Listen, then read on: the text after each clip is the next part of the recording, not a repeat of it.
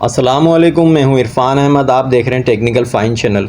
तो मैं आपको टेक्निकल चीज़ों के साथ साथ ये फ़ायदे की चीज़ें जो मैं इस्तेमाल करता हूं उससे भी मैं आपको आगाह करता रहता हूं। तो ये मैं ख़ुद इस्तेमाल करता हूं, तो इसलिए मैं आपको बता दूं कि लोग सवाजना के फ़ायदे तो बहुत बताते हैं, लेकिन उसको बनाने का तरीका कोई नहीं बताता। तो जिस वजह से आप लोगों को जो है ना बनाते हैं तो अच्छा नहीं लगता और आप परेशान होते हैं कि इसे खाना किस तरीके से।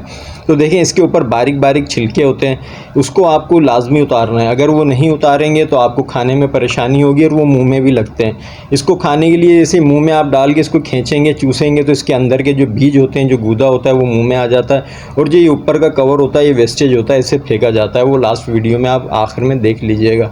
तो देखें, सबसे पहले तो हम इसके ऊपर के छिलके हमने उतार लिए। जो छिलके आपको नज़र आ रहे हैं ये लाजमी उतारने।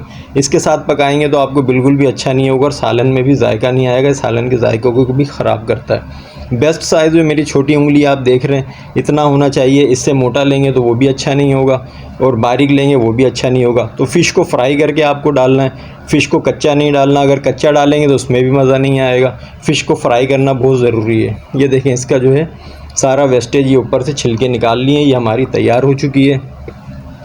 इसको वॉश कर लें। आलू हमने कटिंग कर लिए हैं। आलू के साथ बहुत ही अच्छा इसका शोरबा बनेगा, जो कि चावल के साथ खाने में मज़ेदार जो है आपको बहुत ही जायकेदार साबित होगा।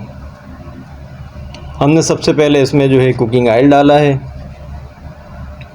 और जो तरीके से आप घर में खाना पकाते हैं वही तरीका, कोई ख़ास नहीं है, लेकिन ये है कि ये चीज़ एंटीक है थोड़ी सी कि किस तरीके से पकाना है। तो ये देख लें।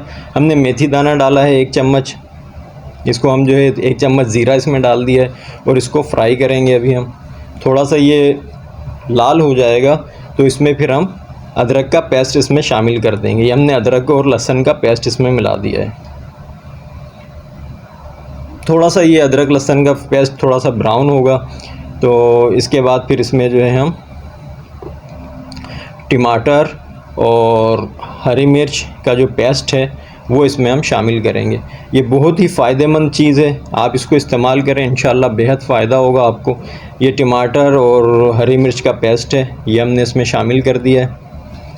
इसके बाद इसको हम थोड़ा सा भूनेंगे। जिस्म में ग्रोथ और मेंटेनेंस के लिए जो है 9 मुख्तलिफ़ जो है एसेंशियल अमीनो एसिड की ज़रूरत होती है।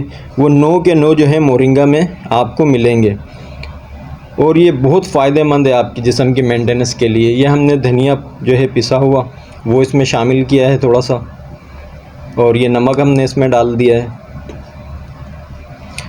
इसके जो न्यूट्रिशन यानी कि ग़िज़ाई अफ़ादियत की अगर हम बात करें तो इसमें जो है ना केले से 7 गुना ज़्यादा पोटाशियम इसमें पाया जाता है मोरिंगा में।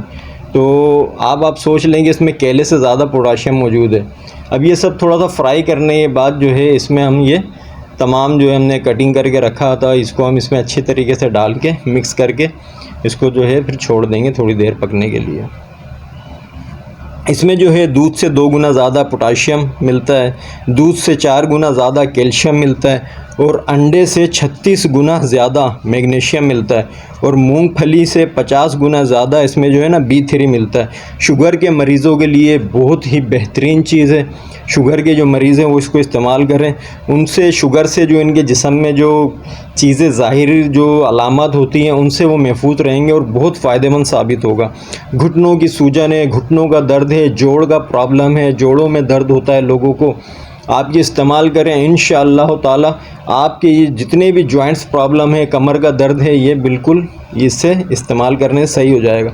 इसके पत्ते भी इस्तेमाल किए जाते हैं, इसके फूल भी इस्तेमाल किए जाते हैं।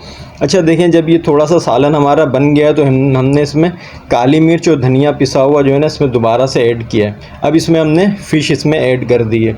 फ़िश इसमें डालने के बाद इसे कुछ देर पकने देंगे। फिर इसको जो है ना मैं आपको प्लेट में निकाल के दिखाऊंगा। फिर मैं दिखाऊंगा इसके अंदर से गूदा किस तरीके से निकलता है। तो हम बात कर रहे थे इसके फ़वाइद की।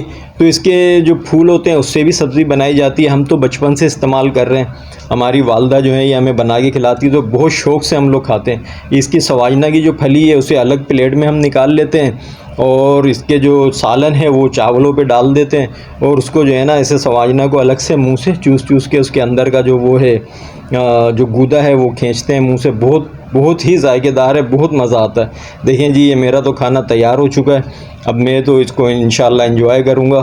तो आप भी ये पकाएं, हफ़्ते में 1 दिन 2 दिन लाजमी खाएं, बच्चों को भी दें। ये मैं निकाल के दिखा रहा हूँ, इस तरीके से तो नहीं करते, ये पूरा ही आपको ऐसे उठाना है जैसे कि ये पूरा एक पीस है, और मुंह में लेके इसको ऐसे खींचेंगे आप तो गूदा आपके मुंह में रह जाएगा, और इसके जो ऊपर की ये जो साइड में रख रहा हूँ ये वेस्टेज है। इसे अगर आप चबाना चाहें चबाएं, और इसको जो है ना चबाने के बाद इसके जो भी वो वेस्टेज बचेगी उसे आप ज़ाया कर दें। बाकी जी मेरा खाना तो रेडी है, मैं तो चला अपने लंच की तरफ। अल्लाह हाफिज़।